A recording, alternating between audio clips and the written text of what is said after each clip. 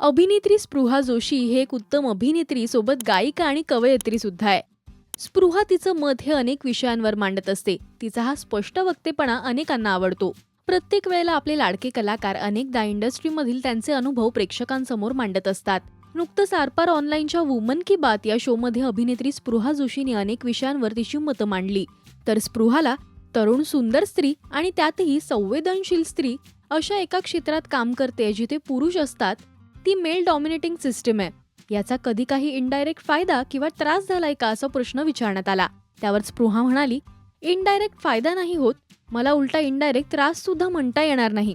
पण कधी कधी इरिटेट व्हायला होतं की अजूनही आपल्याकडे प्लेइंग डम आहे. हे ऑड आहे, पण मला मराठीत त्याला एक्झॅक्ट शब्द सुचत नाहीये.